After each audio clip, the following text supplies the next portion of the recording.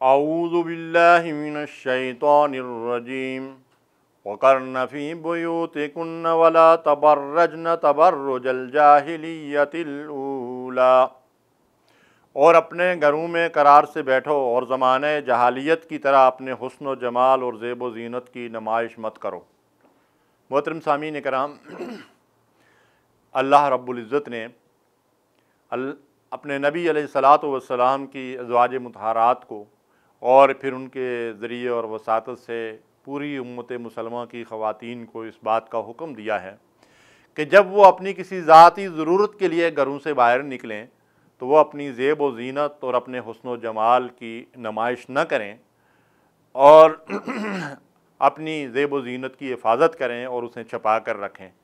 اس کے لیے قرآن مجید اور سنت رسول میں بہت ساری ہدایات دی گئی ہیں۔ بہت سارے مقامات پہ فرمایا وَلَا يُبْدِينَ زِينَتَهُنَّ، اپنی زینت کو ظاہر نہ کرو،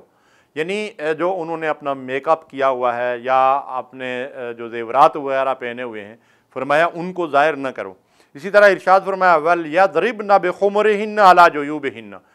اور اپنے گریبانوں پر اپنی اوڑھنیاں ڈالے رہیں، یعنی گریبان بھی زیب و زینت کا ذریعہ ہیں۔ تو اللہ تبارک و تعالیٰ نے اس بات کا ان کو حکم دیا ہے کہ جب گھروں سے باہر نکلیں تو ان کا طریقہ یہ ہو کہ نہ صرف یہ ہے کہ ان کی چھاتیاں کھلی ہوئی ہوں اور چادریں جو ہے ان کا تصور ہی نہ ہو اور کھلے سر جو ہے مطلب یہ ہے کہ وہ باہر گھومیں پھریں، بلکہ اللہ تبارک و تعالیٰ نے ان کو یہ ہدایت دی ہے کہ شریف عورتوں کی طرح گھروں سے جو ہے وہ باہر نکلیں اور اپنی زیب و زینت کی حفاظت کریں۔ ترمذی کی روایت ہے اور فرمایا نبی صلی اللہ علیہ وسلم نے عورت مستور رہنے کی چیز ہے، جب وہ گھر سے باہر نکلتی ہے تو شیطان اس کو تاکتا ہے اور اللہ کی رحمت سے قریب تر وہ اس وقت ہوتی ہے جب وہ اپنے گھر کے اندر ہوتی ہے۔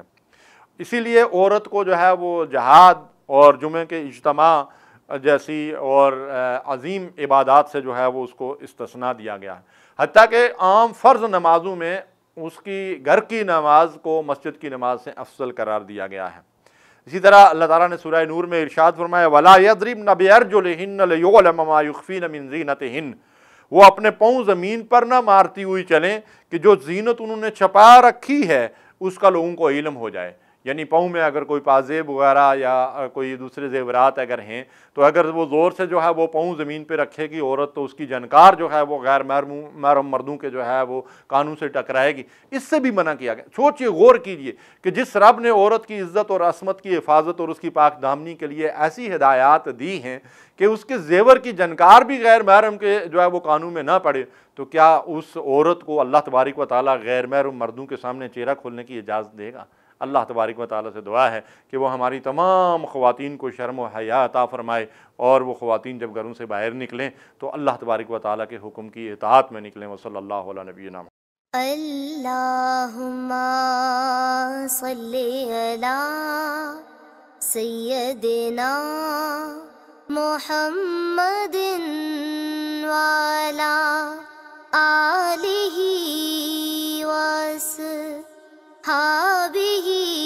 وسلم۔ اللہم صلی علی سیدنا محمد وعلی آلہ وصحبہ وسلم۔